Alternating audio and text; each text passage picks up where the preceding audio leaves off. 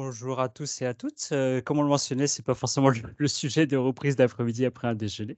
On va essayer de vous rendre ça agréable. Donc, la loi 25 ou l'ex-projet de loi 64, j'imagine qu'on vous en avez tous plus ou moins entendu parler là. Puis l'objectif de cette petite heure ensemble en ce mercredi après-midi, ça va un petit peu de naviguer là pour avoir les grandes lignes et se donner en fait une base commune, vraiment pour démarrer si ce n'est pas déjà fait, bien sûr. Donc vraiment, donc le plan de l'après-midi, la petite heure, l'idée, c'est vraiment donc on va se présenter Elisabeth et moi et un peu synopsis, donner du contexte. La loi 25, effectivement, les grands paramètres, là, quand, quoi, où, comment.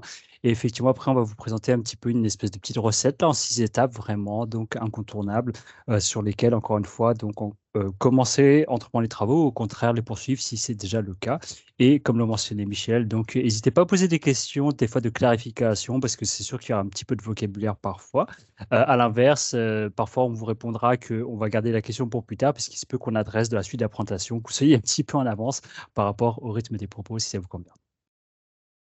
Donc, tout d'abord, donc, on va se présenter. Donc, moi, je m'appelle Viette. Oui, c'est mon vrai prénom. Il y a des Scots en Écosse, c'est mon vrai prénom.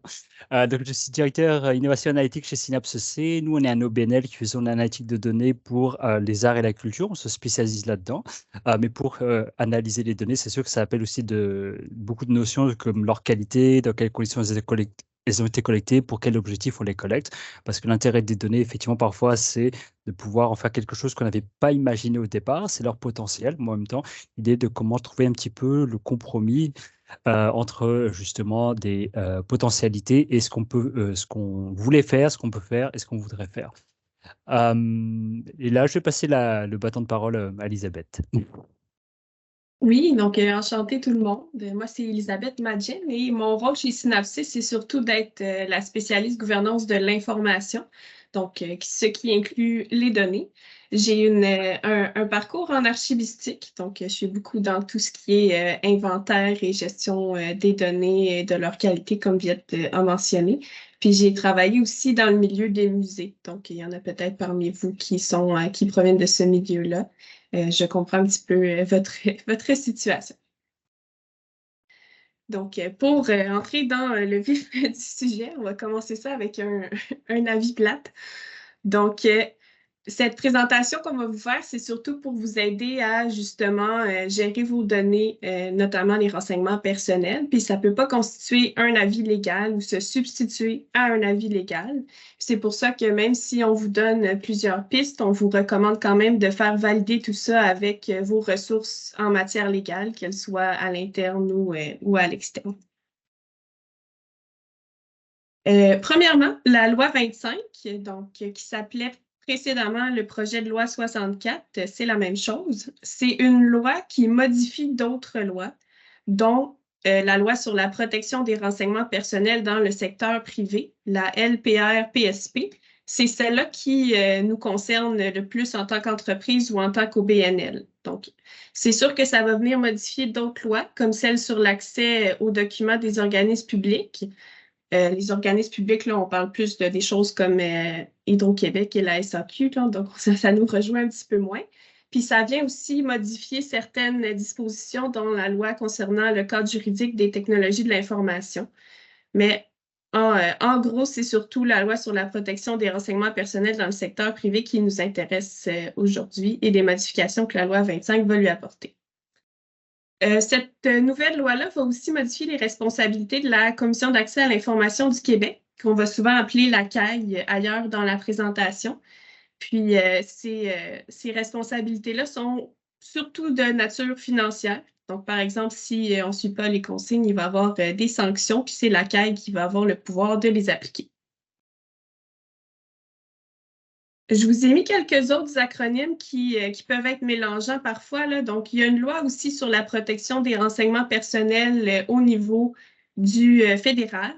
Cette loi-là passe souvent en deuxième après celle du Québec quand on exerce nos activités au Québec. Mais ça peut être une loi aussi qui s'applique à nous si, par exemple, on a des visiteurs qui viennent de l'Ontario. Ces visiteurs-là vont être assujettis à la loi fédérale, par exemple, pour ce qui est de leurs données. Il y a le RGPD aussi, qui est la loi équivalente dans l'Union européenne, qu'on entend souvent parler, qui a été une inspiration pour la loi 25. Puis, il va être question aussi à certains endroits de la SNIL, la CNIL, donc la SNIL, je ne sais pas comment il faut le dire, on peut le dire comme on veut, qui est la Commission nationale de l'informatique et des libertés, l'équivalent de la CAI en France. C'est sûr que pour nous, c'est surtout la loi québécoise qui s'applique, mais ça peut être intéressant d'aller visiter ces lois-là justement pour voir qu'est-ce qu'ils disent, surtout que différentes juridictions peuvent s'appliquer selon l'endroit d'où nos visiteurs proviennent parce que les données suivent les personnes. Le quand, donc c'est surtout le 22 septembre 2023 qui nous intéresse parce que c'est à ce moment-là que les obligations et les sanctions vont entrer en vigueur. Donc, c'est sûr qu'il y a des choses qui doivent déjà techniquement être faites depuis le 22 septembre 2022. Par exemple, le fait de nommer un responsable et de tenir un registre des incidents, mais les sanctions commencent vraiment à partir du 22 septembre 2023. Et de toute façon, la majorité des obligations étaient prévues pour cette date-là. Donc, c'est vraiment cette date-là qui est à retenir. Pour ce qui est de 2024, c'est uniquement le petit point sur la portabilité. Donc, ça, on va y revenir. Là. On a le temps d'y penser encore jusqu'en 2024. Le pourquoi. Donc, tout le monde traite des renseignements personnels. Des fois, on s'en rend moins compte, mais on en a tous dans nos organisations. Puis, tout le monde aussi est capable de le faire, de bien le faire. C'est pas si sorcier que ça, même si des fois, ça peut faire un petit peu peur. Puis, la définition technique des renseignements personnels, c'est tout ce qui peut porter sur une personne et permettre de l'identifier. Donc, certains renseignements personnels vont être personnels à différents niveaux. Donc, ça pourrait être, par exemple, un nom et une adresse sur un CV papier. Donc, c'est papier et électronique. C'est la même chose au niveau de la définition sur les renseignements personnels. Ça peut être quelque chose comme un numéro d'assurance sociale. Donc, ça, on est vraiment dans le très personnel, donc dans le plus sensible. Puis il peut avoir aussi des choses qui sont un petit peu moins sensibles, mais qui permettent tout de même d'identifier une personne si on les couple avec une autre donnée. Donc ça aussi, ça rentre dans la définition de renseignement personnel. On a d'autres exemples ici, là, comme par exemple les cookies que vous pourriez récolter sur votre site Web, ça peut entrer dans la définition. Les données de transaction, de géolocalisation ou les préférences même de vos visiteurs si vous faites des actions marketing qui récoltent des préférences. On vous a préparé comme Viette l'a dit, un petit processus en 6 étapes. On va les passer une à la fois. Je vois qu'il y a une question dans le chat. Si j'ai un pixel sur mon site Web, il me faudrait automatiquement une politique sur le site. Donc, oui, les politiques, par exemple, de confidentialité, là, c'est important de mentionner ce genre de choses-là. C'est un peu comme les cookies aussi. Il faut avoir le consentement à chaque fois lorsqu'on a des pixels sur nos sites Web. Donc, pour commencer avec notre première étape, on a identifié le fait de nommer un responsable comme la première étape, puisqu'après ça, cette personne-là peut justement prendre en charge le reste du processus. La personne qui est responsable de la protection des renseignements personnels, donc ça, c'est demandé par la loi de nommer quelqu'un. C'est de facto la personne qui a la plus haute autorité dans l'organisme. C'est sûr que ça paraît bien justement que ce soit cette personne-là parce que ça donne le ton sur l'importance qu'on va donner à ce processus-là. Mais c'est possible aussi de déléguer à une autre personne ou d'entourer cette personne-là de plusieurs autres personnes qui auraient des compétences et des connaissances complémentaires pour s'assurer que cette personne-là n'est pas seule non plus dans le processus de gestion des renseignements personnels. Puis, on peut aussi faire entériner cette décision-là par notre CA, malgré que ce ne soit pas une obligation. Ça peut être une bonne façon justement de garder une trace de la décision. C'est généralement recommandé. Un petit détail aussi qui est important, c'est que le titre et les coordonnées de cette personne-là doivent être facilement accessibles. Donc, c'est recommandé de les afficher sur votre site Web et dans votre politique de confidentialité. Comme ça, si jamais quelqu'un a une demande à faire, c'est facile de contacter la personne qui est responsable de ça. Pour la prochaine étape, gérer et organiser ces données, ça va surtout se réaliser à travers la réalisation d'un inventaire de données. Donc ça, c'est un incontournable selon nous, l'inventaire des données. Puis c'est l'occasion de vraiment se poser des questions sur quelles données on collecte, comment on le fait, puis pourquoi on le fait. Donc, il y a aussi la question des accès. Qui a accès à nos données? Ça va vraiment faciliter les prochaines étapes de se poser ces questions-là dès le départ, puis de les consigner dans un inventaire. Pour vous donner un peu plus de précision sur l'inventaire, c'est une grosse diapo, mais ça a été fait justement pour que vous puissiez y retourner plus tard, là. Il n'y a pas de modèle qui est obligatoire ou qui est recommandé expressément, mais votre inventaire pourrait notamment contenir ces informations-là. Donc, on parle ici du type de personnes concernées. Donc, vous pourriez avoir une colonne, par exemple, dans un inventaire Excel. Ça n'a pas besoin d'être très, très compliqué et technologiquement Cadillac, comme on dit des fois. Donc, on peut avoir la Toyota, comme on aime bien dire. Il pourrait avoir une colonne avec le type de personnes qui sont concernées par les données, le type de données. Donc, est-ce qu'on parle ici d'un numéro d'assurance sociale, d'une adresse courriel? Ce n'est pas tout à fait le même niveau de sensibilité. Donc, ça peut être important de distinguer ces types de données-là. Est-ce que c'est un renseignement personnel ou pas? On peut collecter des données aussi qui ne sont pas des renseignements personnels puis vouloir les inclure dans notre inventaire pour en faire un seul gros inventaire. Encore là, il n'y a pas de formule magique, c'est vraiment selon vos besoins. J'ai séparé les degrés de sensibilité de renseignements personnels ou pas, puisqu'il y a certains renseignements personnels, justement, qui peuvent être plus sensibles que d'autres. On parle ici, justement, numéro d'assurance sociale, ça va être un petit peu plus sensible que, justement, un nom, par exemple, ou une date de fête. Ça peut être intéressant aussi de mentionner dans cet inventaire-là la raison pourquoi on collecte chacune des informations. C'est une bonne pratique, justement, pour rendre des comptes si jamais on a besoin d'expliquer pourquoi on collecte telle information. Si c'est déjà écrit dans l'inventaire, ça nous facilite beaucoup la tâche, puis ça nous permet justement de s'expliquer à la caisse si c'est nécessaire. La question du consentement, ça en est quand même une grosse dans la loi 25.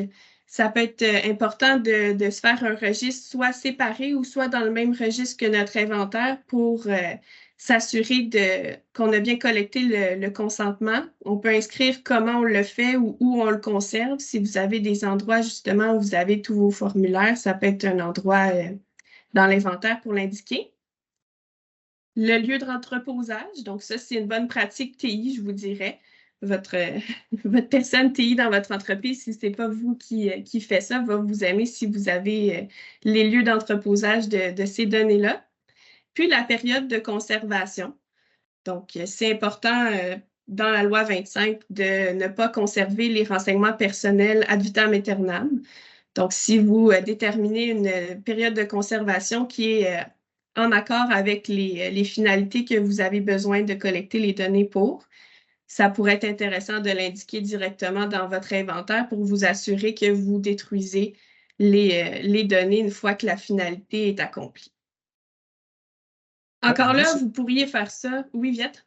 Là, j'allais juste complémenter, donc vraiment, encore une fois, la sensibilité, encore une fois, ça peut être d'un point de vue de la loi, personnel, pas personnel, mais ça peut être aussi de la sensibilité commerciale, stratégique, il y a des informations qu'on veut diffuser, garder plus près de soi. Je dirais que on peut le voir aussi un peu comme Marie Kondo, là. Est-ce qu'on a vraiment besoin de cette donnée? C'est aussi ça, là, parce que c'est une notion de rattraper un petit peu, c'est de se rappeler pourquoi on l'avait collecté, est-ce qu'on en a encore besoin, puisque l'idée aussi, c'est d'être minimaliste, et si on n'a pas besoin, moins on en a, moins, justement, finalement, on fait une forme de gestion de risque aussi, là. Et c'est un peu se rappeler de tout ça. Et pour, justement, on en parlera après, donc le garder vivant, effectivement. Pareil, le consentement, c'est parce qu'il peut se changer. On peut le consentir aujourd'hui, on peut le retirer après, des choses comme ça. Exactement. Donc, Votre inventaire, vous en faites ce que vous voulez, tant qu'il répond justement aux questions importantes sur le qui, quand, comment, pourquoi, de quelle façon. Euh, à ce niveau-là, vous pouvez le monter un peu comme vous voulez. Puis les colonnes qu'on suggère ici, c'est les essentiels qu'on juge comme essentiels chez Synapsys. Il y a une question sur qu'en est-il de l'utilisation des logiciels CRM? Oui, les logiciels CRM. Donc, c'est sûr que les données personnelles peuvent être à toutes sortes d'endroits. Puis ça pourrait être, par exemple, un des endroits qui serait noté dans votre lieu d'entreposage. Vous pourriez indiquer c'est dans notre CRM.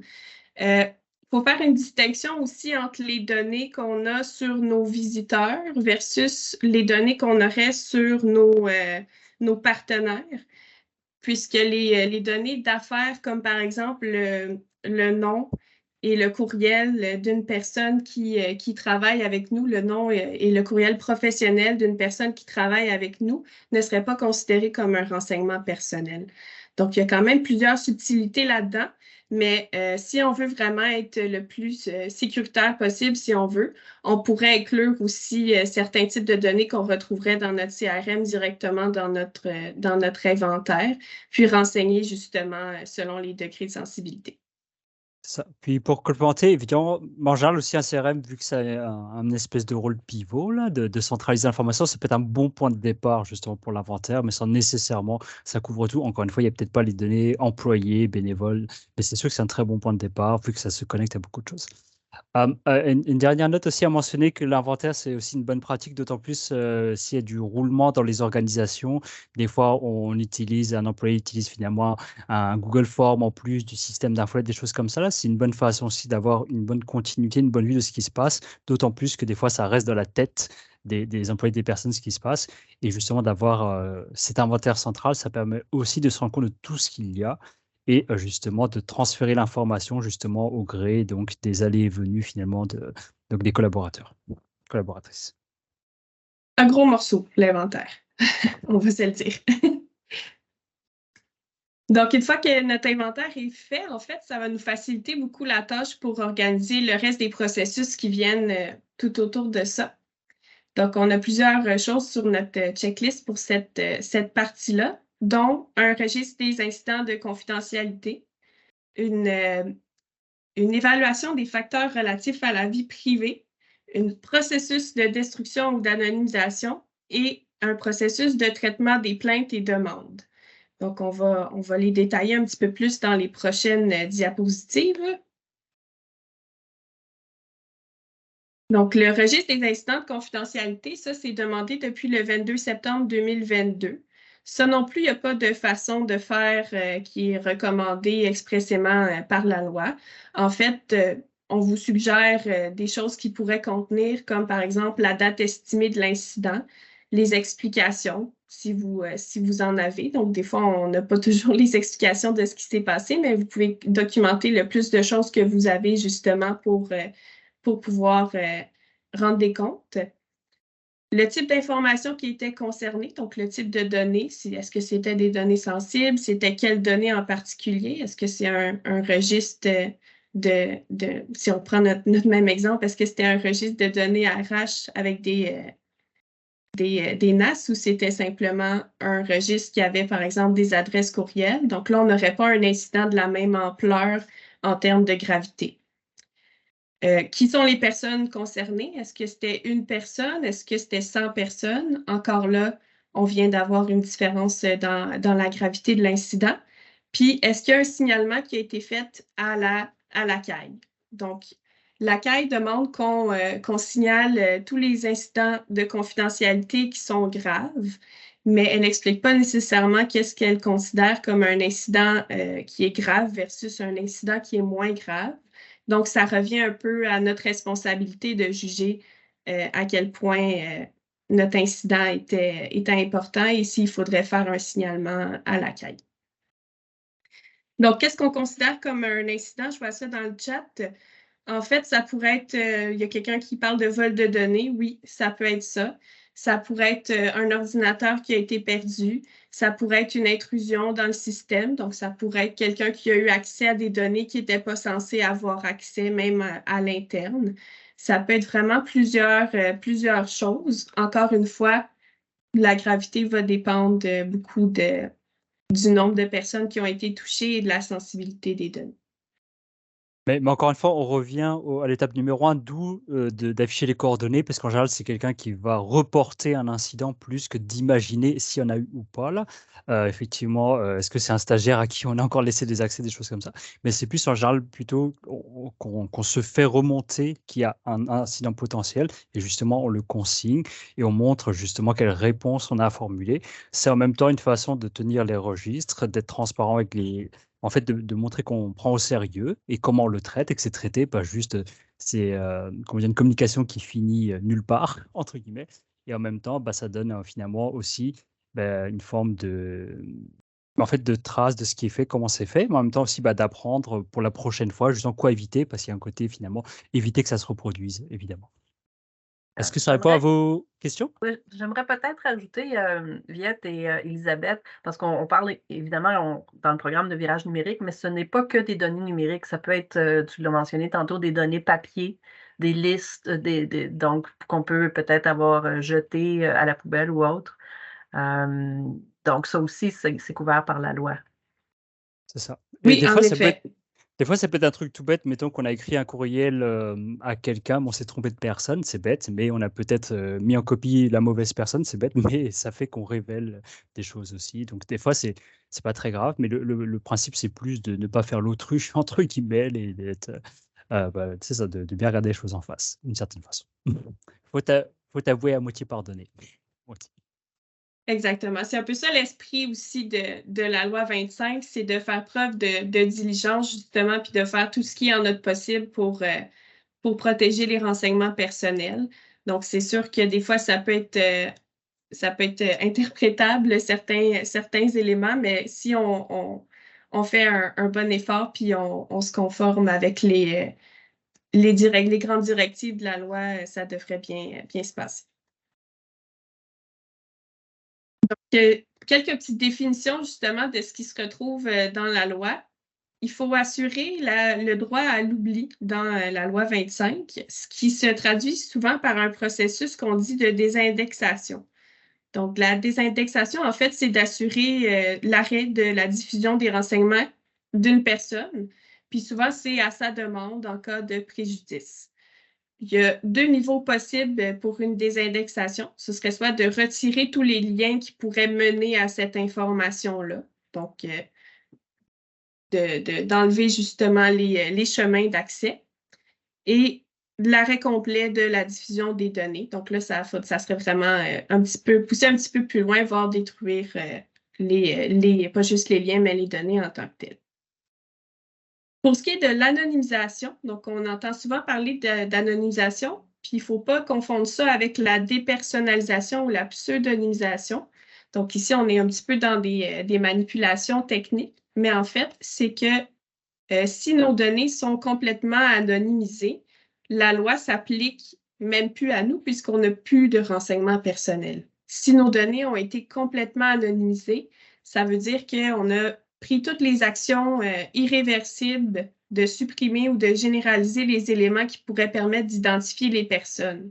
Puis, pour que ça soit complètement anonymisé, il faut vraiment qu'il n'y ait aucune réidentification possible, même en croisant des nouvelles données. C'est assez difficile à atteindre. Puis souvent, ça fait en sorte que ça répond plus, ces données-là vont peut-être plus répondre à nos besoins côté marketing ou côté utilisation des données parce que ça altère beaucoup leur utilité. Par exemple, si on anonymise une information sur quelqu'un dont on aurait le nom, le prénom, l'adresse courriel, l'âge et une caractéristique comme par exemple, si on donne un exemple de la santé, une caractéristique sur sa santé, on enlèverait carrément son adresse courriel, son nom, on mettrait son âge dans une braquette d'âge, puis là, on aurait vraiment quelque chose qui ne permettrait pas d'identifier la personne. Pour ce qui est de la dépersonnalisation, ça pousse un petit peu moins loin, puis souvent, c'est simplement d'enlever le nom de la personne et le remplacer par un pseudonyme ou un numéro. Donc, ça, c'est plus commun, puis ça permet quand même d'utiliser les données. Mais quand les données sont simplement dépersonnalisées, là, tous les détails de la loi vont s'appliquer. Ça reste quand même un renseignement personnel, même si on n'a plus le nom de la personne, puisqu'on peut mettre les données ensemble puis identifier la personne. Par exemple, si on a son âge, son code postal, puis quel autre détail on pourrait avoir qui permettrait d'identifier. Des fois, juste l'âge et le code postal, ça pourrait être suffisant si, par exemple, on habite sur un quartier ou une rue où il n'y a pas énormément de maisons par code postal. Donc, à ce moment-là, c'est considéré comme un renseignement personnel. Liette, j'ai vu que tu as activé ton micro. Avais-tu un meilleur exemple que moi? Non, mais c'est ce que j'allais dire. Souvent, l'âge, on va ramener une tranche d'âge et peut-être des fois la provenance géographique, peut-être du code postal passé à la ville ou autre chose. Là, mais encore une fois, ça réduit l'utilité. Mais si parfois, par exemple, en tourisme, par exemple, c'est d'avoir les statistiques, qu'est-ce qui est du Québec hors Québec, là, c'est sûr que l'idée, c'est encore une fois, je reprends la métaphore Marie Kondo, là, à dire au revoir aux détails des données, mais au moins on garde comme l'information qui est essentielle, mais qui après, justement, requiert beaucoup moins d'hygiène en termes, donc, encore une fois, donc, de gestion de renseignements personnels. Exact. Comme la question des codes postaux, en fait, je sais qu'on les récolte quand même beaucoup dans le domaine du tourisme. Ça peut être un renseignement personnel comme ça peut ne pas l'être. Souvent, ça dépend aussi de ce que vous avez autour. Donc, souvent, c'est une conjonction de plusieurs renseignements ensemble qui donne un renseignement personnel qui fait en sorte qu'on peut identifier la personne.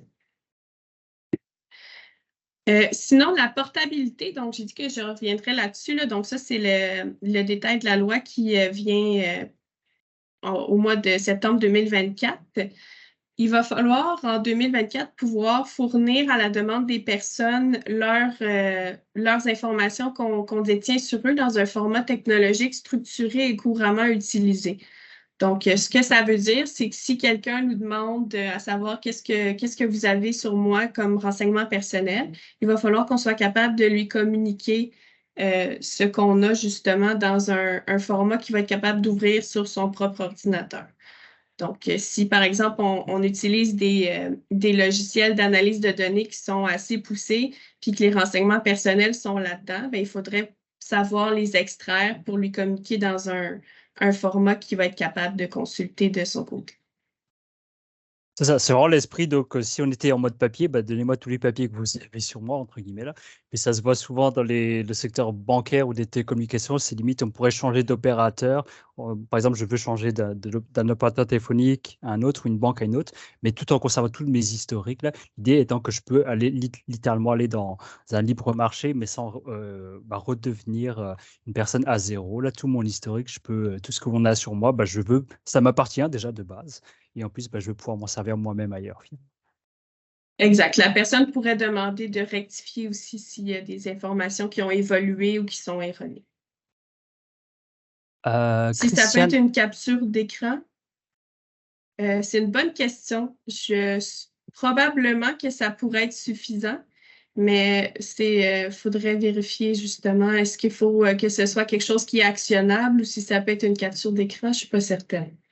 C'est sûr que par exemple, dans les dernières pratiques Zoom pandémie, où on fait tous des photos d'équipe, où des gens font des captures d'écran, plutôt qu'on fasse une capture d'écran de nous tous maintenant, c'est sûr qu'il y a nos noms, nos visages et tout là, c'est sûr que c'est pas très, très. Il faudrait demander, par exemple, mettons que Michel et Isabelle voudraient utiliser ça pour du matériel professionnel, il faudrait probablement qu'elles demandent notre consentement à nous tous.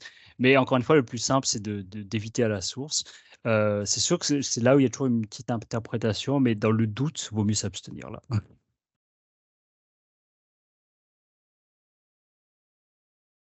Donc, pour ce qui est de l'évaluation des facteurs relatifs à la vie privée, donc, on attend encore des informations de la Caisse, justement, qui n'a pas encore mis à jour son guide à cet effet-là. Donc, quand ça va être mis à jour, c'est sûr que le guide de la Caisse, ça va devenir l'élément central pour se guider par rapport aux évaluations des facteurs relatifs à la vie privée.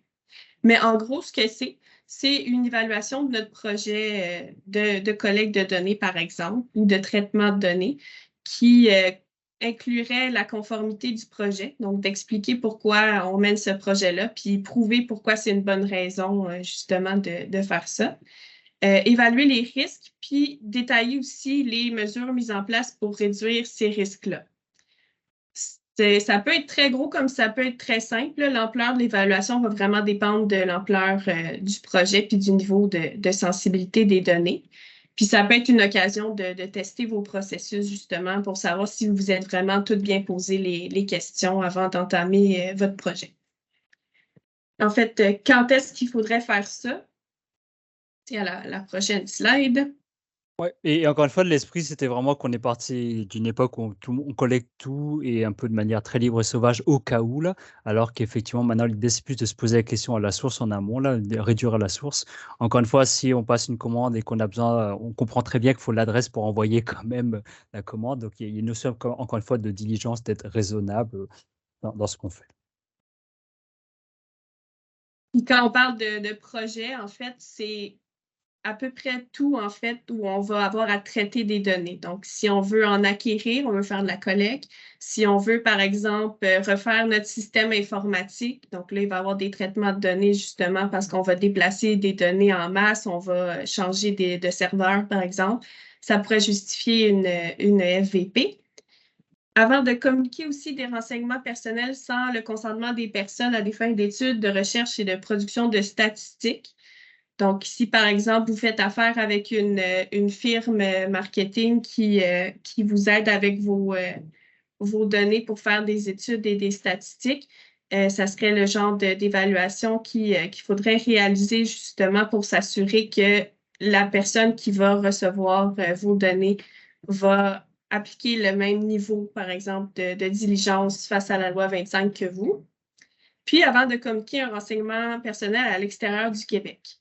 Donc, celle-là, elle peut être un petit peu plus touchée, surtout si vous travaillez en cloud. Donc, ça ne veut pas dire que c'est interdit par exemple, travailler, stocker des informations sur le cloud, par exemple, sur SharePoint, sur Google Drive, peu importe. C'est juste que c'est intéressant d'aller se poser la question de où sont situés les serveurs de ce service cloud-là, justement, pour savoir si on doit réaliser une évaluation des facteurs relatifs à la vie privée. Donc, si on récolte des courriels d'abonnement et qu'il y a un changement de système, est-ce qu'il faudrait faire une EFVP? Donc, le mieux, ça serait d'en faire une, oui, en cas de doute, en faire une, parce que justement, c'est un projet de refonte de système informatique aux yeux de la loi.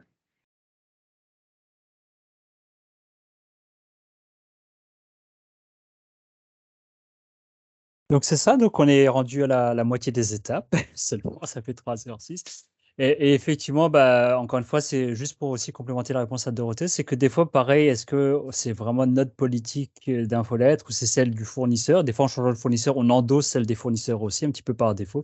Donc, vaut mieux un petit peu. Et encore une fois, c'est que dans les transferts, des choses peuvent mal se faire. Et est-ce que, encore une fois, on a besoin de tout transférer?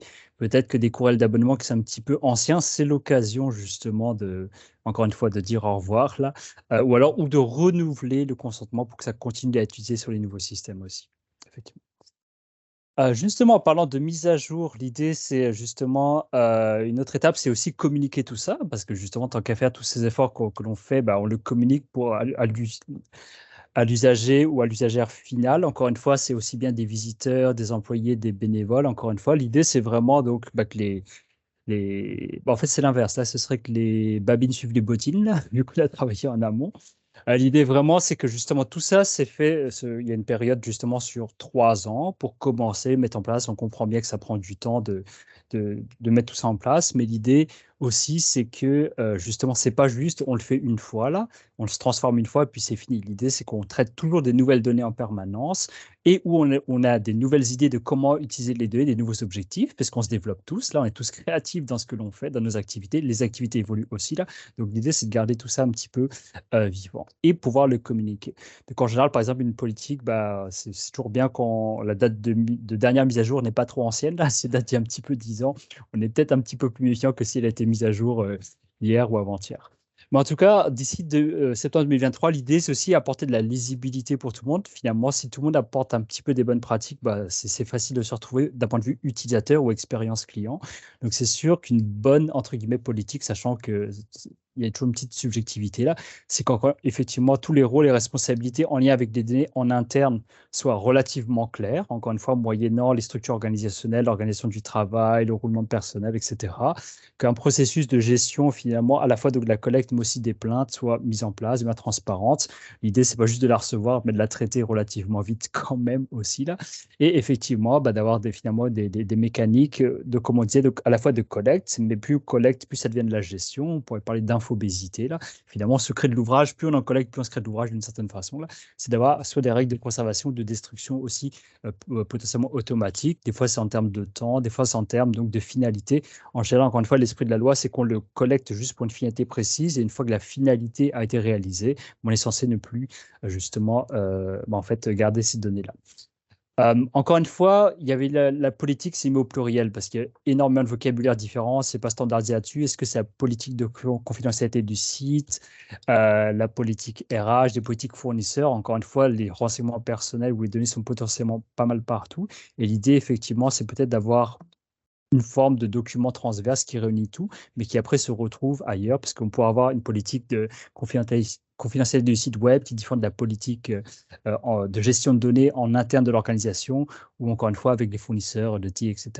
Mais vraiment, donc, à chaque fois, vous avez résumé un petit peu à droite, donc l'idée, en gros, à très haut niveau, c'est bien sûr de mettre à jour les politiques, parce que tout évolue encore une fois, de consigner les processus, qui peut après devenir un cadre de gouvernance ou une politique de gestion de données, par rapport au vocabulaire un petit peu interne.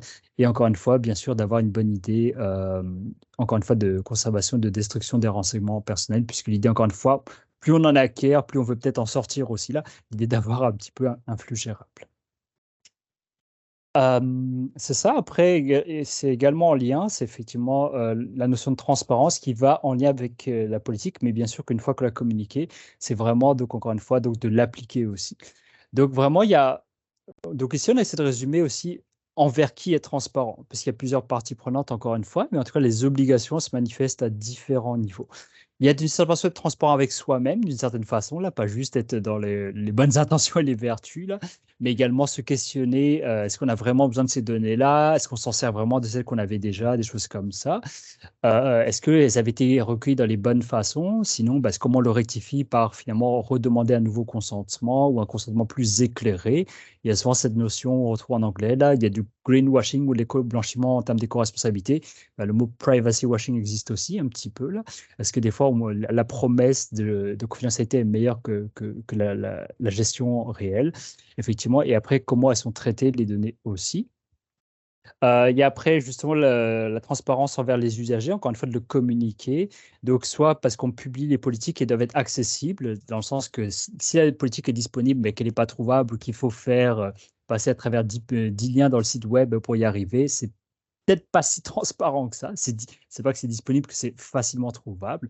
L'idée, c'est vraiment donc, de faciliter la vie, notamment incluant de la publication des coordonnées de la personne responsable, comme on le mentionnait, qui est une obligation encore une fois depuis 2022, septembre 2022.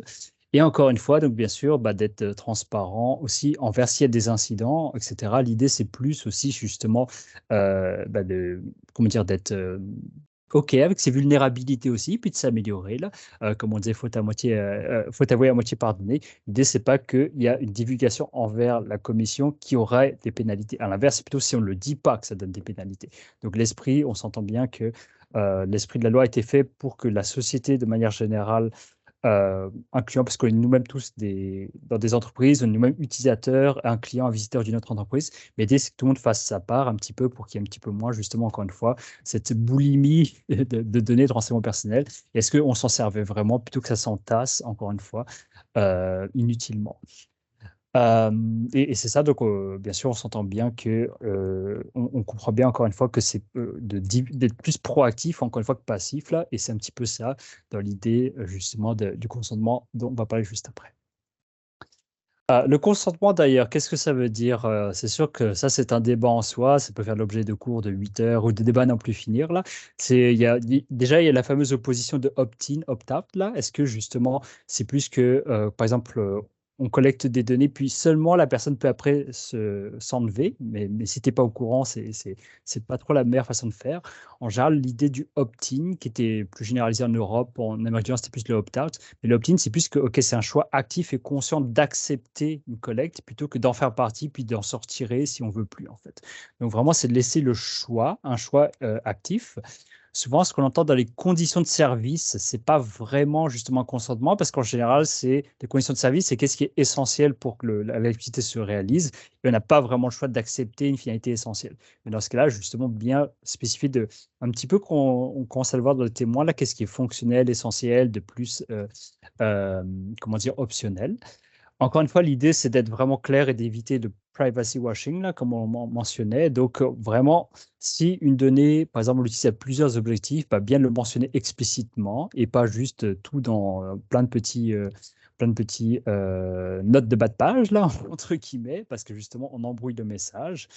Ça doit être communiqué clairement et comme un message principal et pas secondaire à plein d'autres affaires, là. Donc, vraiment, séparément d'autres informations. C'est pas on fait une offre promotionnelle et au passage, on demande un tout petit consentement, là, au passage. Là. Non, c'est vraiment un objectif en soi de demander le consentement.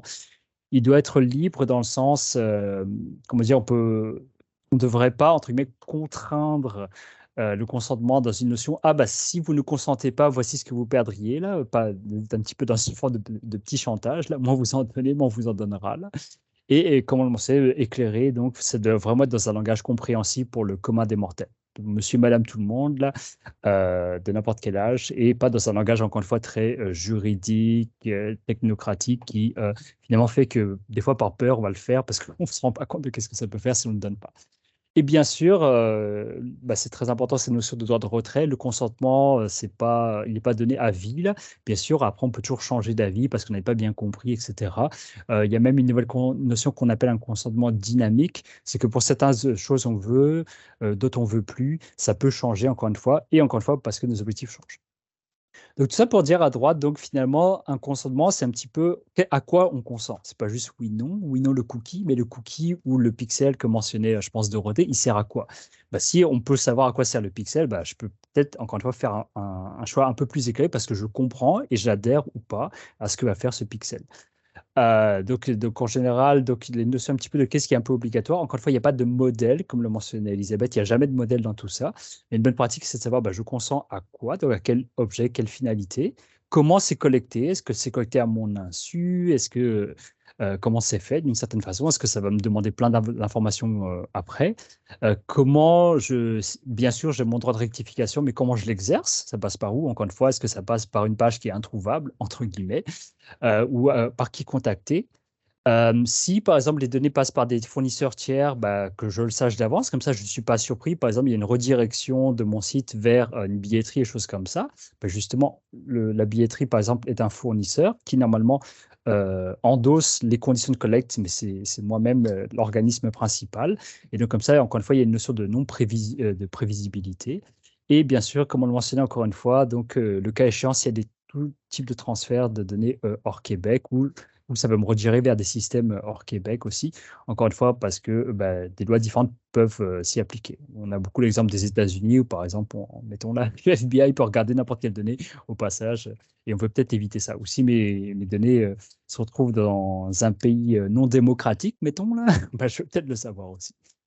Ce qui est un peu plus optionnel, c'est effectivement peut-être, mais là, c'est carrément de la proactivité, bah, peut-être aussi de savoir, bah, OK, bah, c'est pas que j'ai donné mon consentement que toutes les personnes de l'organisation y ont accès, peut-être encore une fois dans le minimum nécessaire, bah, peut-être le type de catégorie de personnes qui auront accès ou pas à la donnée, les durées de conservation, ça c'est plus optionnel, mais c'est sûr, plus on en donne, plus on se montre patte blanche, là, entre guillemets, et plus ça donne une confiance finalement au partage de données.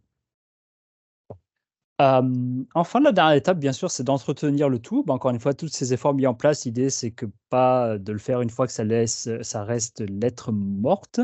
L'idée, vraiment, c'est que le processus, il est vraiment vivant. C'est sûr que d'ici 2023-2024, il y a un petit côté de se mettre à niveau, mais après, bah, bien sûr, ça continue de rouler. Comme on le mentionnait, on continue toujours de collecter des données, on continue, des nouvelles données, où les anciennes, on s'en sert toujours, on redemande des consentements, et les activités, on peut aussi évoluer. Donc l'idée, c'est qu'à l'inverse, c'est aussi des changements de traitement de processus, on s'améliore. Finalement, je ne sais pas, on utilise je sais pas moi, on fait de la reconnaissance faciale pour proposer un service maintenant parce qu'on est en 2030 et c'est plus facile, des choses comme ça, puis plus de remplir des demandes de papier, des choses comme ça. Bah, c'est sûr que, encore une fois, l'idée, c'est encore une fois, que les bottines sous les babines et inversement, là, mais que tout ça se parle finalement. Donc, l'exemple 1, c'est que finalement, on avait des données dont on se sert pour une nouvelle utilisation. Bah, peut-être qu'on pourrait redemander un nouveau consentement. On peut le voir comme une opportunité de recommuniquer avec la personne. Au fait, on est transparent, ça aussi à ça, comment vous avez. Est-ce que vous êtes intéressé par ce nouveau service qui se sert déjà des choses que vous avez partagées? Au contraire, si les personnes font des retraits pour une raison X ou Y aussi, bah, effectivement, bon, bah, c'est peut-être aussi de se dire au revoir en bon terme, entre guillemets. Mais l'idée vraiment, c'est de maximiser tout ce qui a été fait en amont. Ça augmente la transparence, la confiance des parties prenantes. Encore une fois, ce n'est pas juste les visiteurs, c'est aussi les employés, les bénévoles, tout le monde finalement. D'une certaine façon, c'est très en lien d'une certaine façon avec la réputation quand même de l'organisme et comment elle est diligente dans tout ce traitement-là. Enfin, comme on le mentionnait, ça n'a pas vocation, on peut commencer petit, c'est pas forcément très compliqué, ça peut être dans des petits fichiers Excel, etc. Mais l'idée, c'est même des fois de commencer quelque chose de simple, mais qui s'implémente bien plutôt que de voir trop compliqué. Encore une fois, notre métaphore préférée d'automobile de Toyota et de Cadillac, là, entre guillemets. Donc, vraiment de planifier après des mécanismes de mise à jour pour un bon entretien. Encore une fois, l'idée, c'est un petit peu comme toutes les bonnes intentions. L'idée, c'est peut-être pas de regarder ça tous les jours, mais peut-être une bonne hygiène serait ça aux 3 mois, ou d'avoir une espèce de comité interne qui appuie, encore une fois, la personne responsable. La personne responsable, c'est celle qui est imputable en fin de ligne, mais ça ne veut pas dire que c'est elle qui fait tout, mais vraiment, donc on peut aussi avoir finalement une nouvelle conversation, que ce soit pour un changement de système, une nouvelle collecte de données, etc.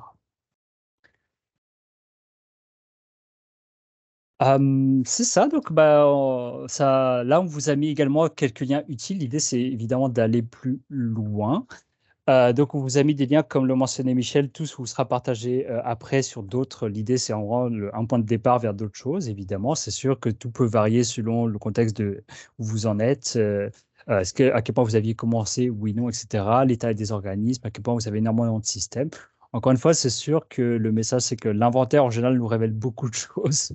D'avoir une vue d'ensemble de tout ce qui finalement rentre sous ce grand sujet-là, finalement. J'en profite pour recommander particulièrement le résumé pour les entreprises de la CAI. En fait, c'est un petit résumé qui est surtout construit comme une liste. Puis, je pense qu'il y a 2, 3 pages, là. C'est vraiment la solution qui pourrait vous permettre justement d'avoir une checklist. Puis, comme ça répète aussi, on répète ce qui est écrit dedans, ben, plus que vous en lisez, plus que ça va devenir un petit peu moins sorcier. Ben, merci beaucoup. J'ai mis dans le lien, en fait, 2 contenus que Synopsé avait produits pour nous dans le cadre du virage numérique. Donc, il y avait eu un article fait par Viette et aussi, on a fait faire une infographie en 5 points qui simplifie beaucoup la compréhension, justement, peut-être pour vos équipes, pour les sensibiliser. Donc, j'ai mis ça dans le chat. Et puis, pour les liens utiles de résumé de la CAI, en fait, là, ici, c'est sur la présentation, mais on va vous l'envoyer avec la confirmation là, de la rediffusion du webinaire. Donc, on inclura aussi tous ces liens-là. Est-ce qu'il y avait d'autres questions?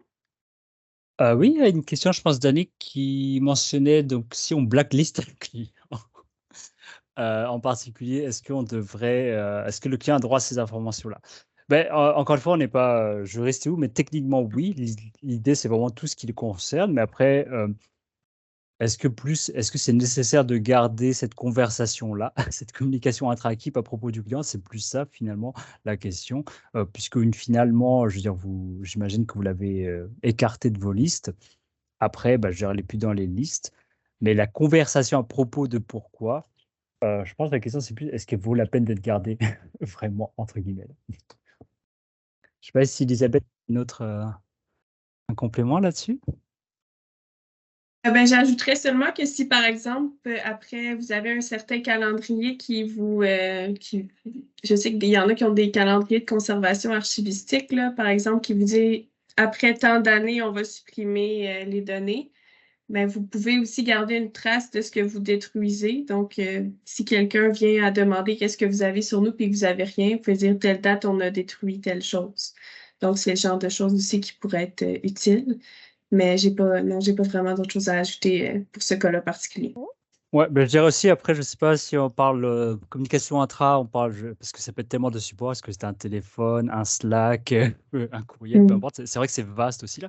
Mais c'est vrai que dans les systèmes type Slack et autres, là, bon, il y a aussi des notions de version gratuite ou d'historique maximal de toute façon. Est-ce qu'à un moment donné, ça s'auto-efface aussi, là? C'est sûr que ça peut être longtemps, effectivement, si on est dans la perspective-là, mais c'est vrai que communication intra-équipe, ça peut être très, très, très, très, très, très large.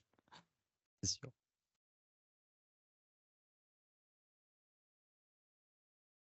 Est-ce qu'il y aurait d'autres questions ou notions que vous voudriez aussi approfondir? On a encore un petit peu de temps pour ça. Puis encore une fois, je ne pense pas qu'il y ait de mauvaises questions. Ça peut-être qu'une question, tout le monde là aussi.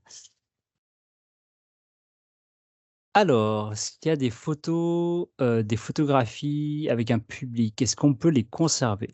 Bah déjà, en tout cas d'expérience personnelle, déjà la bonne pratique en général, c'est peut-être à l'inverse, donc d'adresser le taureau par les cornes, dans le sens que souvent, peut-être en venant, en participant à l'événement, je ne sais pas s'il y a une exposition ou une soirée bénéfice, peu importe, la en général de dire, il se peut que vous soyez filmé et d'avoir une espèce de décharge à la source déjà, parce que finalement, on ne sait pas qui vient pas, etc.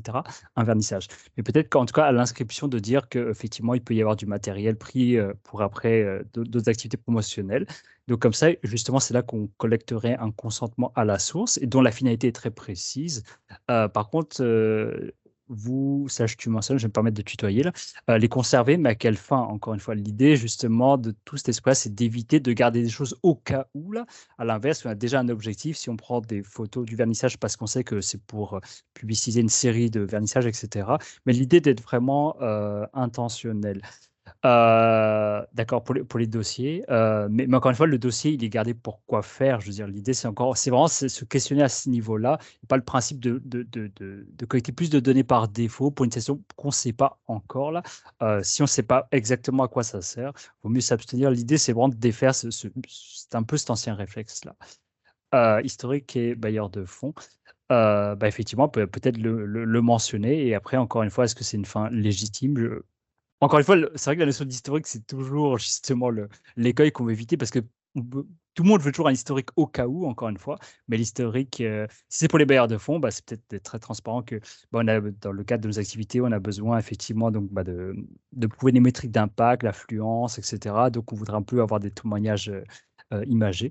Mais encore une fois, j'aurais tendance, encore une fois, prendre le consentement à la source, et ça donne une trace, justement, plutôt que c'est de courir après les gens, mais en fait, qui était là, qui n'était pas là. Bonjour, est-ce qu'il faut des consentements écrits pour des photos? Oui, en général, oui, d'autant plus que maintenant, c'est des notions de biométrie, etc. Et parce que, je veux dire, d'une certaine façon, vous avez Salut. les renseignements personnels. Parce que si vous avez la liste de toutes les personnes qui sont venues et leurs photos, Oui. On a on a un une petit micro qui est ouvert. on a une conversation personnelle, justement. Mais tu sais, pour dire que oui, en général, mais c'est pas, comment dire, faut plutôt de demander le consentement écrit. Ça peut être une petite coche que, effectivement, en assistant à cet événement, des photographies peuvent être prises, etc. Il faudrait vérifier aussi qu'est-ce qu'il y a par rapport au droit à l'image qui sort un petit peu de la loi 25 à ce sujet-là. Oui, tout à fait, effectivement. Mais effectivement, une image est un renseignement personnel, comme tout ce qui est un peu biométrie, si, je sais pas moi, dans le futur, il y a des bornes, des choses. Oui, ça risque d'évoluer avec les nouvelles technologies de plus en plus précises, géolocalisation et autres. Donc, Mais je encore une pense que fois, ça va être... un exemple classique, c'est mettons qu'il y a de la reconnaissance faciale, mais plus pour compter le nombre de personnes, le comptage de foule, etc. Justement, c'est un bon exemple où justement, si on explicite que c'est pour juste compter et pas identifier, que les données ne sont pas gardées. Est-ce que par exemple, on capture des images pour après qu'un algorithme fasse un décompte du nombre de visages, mais qui ne garde pas les visages? Des choses comme ça, c'est un bon exemple où justement, il y a une collecte de données qui est pour une fin précise, mais justement, la donnée n'est pas conservée. C'est juste le temps que l'algorithme compte, dénombre le nombre de personnes pour, je sais pas moi, alimenter des statistiques, des choses comme ça. Un autre exemple de ça, c'est il y a eu une exposition récemment sur Frida Kahlo qui prenait des photos. On pouvait aller dans une espèce de photo booth. prenait des photos de notre visage et les fluidifiait. Donc, c'est le genre de choses aussi ça compte comme des données biométriques, donc ça peut être très touché. Mais la façon qu'ils ont réussi à faire en sorte que ça fonctionne bien, c'est qu'ils supprimaient les photos après 24 heures. Donc, comme les renseignements n'étaient pas conservés, puis que la fin était expliquée et que quand on s'assoyait dans la salle, pas dans la salle, mais dans le photobook, il y avait une espèce de consentement implicite. Donc, eux, ça a fonctionné pour eux. Donc, si vous voulez faire quelque chose comme ça, c'est sûr que ça serait intéressant d'aller voir peut-être un juriste pour être sûr qu'on le fait bien, mais c'est le genre de choses qui sont possibles, même si ça peut être un petit peu plus difficile au sens de la loi à mettre en œuvre. Bon, t'as dit un mot que je voulais pas qu'on dise, mais effectivement, cette notion de consentement implicite, explicite, mais des fois, effectivement, encore une fois, c'est des fois, justement, on a comme un consentement, mais s'il est implicite, c'est-à-dire un peu caché, où on a consenti sans s'en rendre compte. Encore une fois, l'idée étant de plus ouvert, le plus explicite, le plus actif.